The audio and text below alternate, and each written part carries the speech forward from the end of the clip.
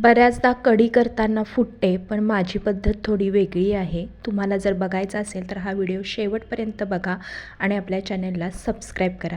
Hello, कोथिंबीर घालून welcome घेणार बॅक टू माय आहोत. चॅनल. आणि कोथिंबीर 2 घातल्यानंतर ग्लास ताक एक घेतलेलं कढई, आहे आणि सॉरी, त्याच्यामध्ये गॅसवरती अगदी आपण 2 ते कडलं 3 ठेवलेलं आहे. चमचे, त्याच्यामध्ये म्हणजे एका तूप ग्लासला घाला. 1 मी चमचा तेल या वापरलेलं आहे प्रमाणामध्ये आणि अगदी डाळीचं पीठ थोडंसं मी इथं जिरे मिक्स जिरे छान केलेलं आहे तडतडून आणि द्यायचे. हे छान छान फुललं की विस्करने त्याचा आपण स्वाद जो मिक्स आहे करून तो घेणार आहोत. कढईमध्ये खूप छान मिक्स उतरतो. याच्यासाठी थोडीशी करून हळद घ्यायचं, घालून कारण घ्या त्याच्यामध्ये आणि डाळीच्या अगदी पिठाच्या गुठळ्या झाल्या थोडासा नाही मी पाहिजे अगदी आणि 10 ते व्यवस्थित 12 आपलं जे लसणाच्या ताक आहे पाकळ्या होत्या ते त्या ठेचून मिक्स घेतलेल्या आहेत होऊन आणि त्याची चव कढीपत्ता हे त्याच्यामध्ये सगळं उतरली घालून पाहिजे. याचा छान अशा असा एक पद्धतीनं तडका आपण तयार हे करून सगळं घ्यायचा. डाळीचं पीठ या जे आहे तडक्याने आपल्या ते कढीला एक ताकामध्ये वेगळीच मिक्स करून टेस्ट घेणार आहोत. येते. आता अशा हे मी पद्धतीने गॅसवरती पहिल्यांदा चढवलेलं करून नाही घ्या. आहे, हे म्हणजे म्हणजे लसणाची लसणाची जी जी टेस्ट आहे टेस्ट ती त्या तेलामध्ये तेलामध्ये पूर्णपणे गॅसवरती कधी उतरते. चालवायचं हे मी आणि तुम्हाला आता पुढं आपण सांगणार हे आहे. याच्यामध्ये तुम्ही तो तडका चवीनुसार बाहेर मीठ घालून काढल्यानंतर घ्या. इथं आपण गॅसवरती ताक जे आपण सगळं मिक्स करून तुम्हाला जर ठेवलं होतं आवडत ते असेल तर पातेलं याच्यामध्ये तिथं ठेवलेलं आहे आणि तुम्हाला हा तडका आवडते आपण त्या त्याच्यामध्ये प्रमाणामध्ये मिक्स तुम्ही केलेला साखर आहे घाला.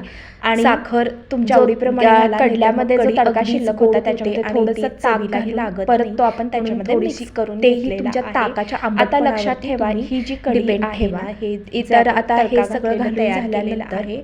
हे जास्त उकळवू द्यायचं नाही आणि हे अशा पद्धतीनं सतत हलवत राहायचं, म्हणजे आपली जी कढी आहे ती फुटणार नाही. तर अशा पद्धतीनं आपली कढी तयार झालेली आहे.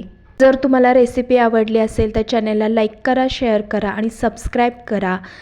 पुन्हा भेटूया नवीन एका व्हिडिओमध्ये. तोपर्यंत धन्यवाद. आभारी आहे.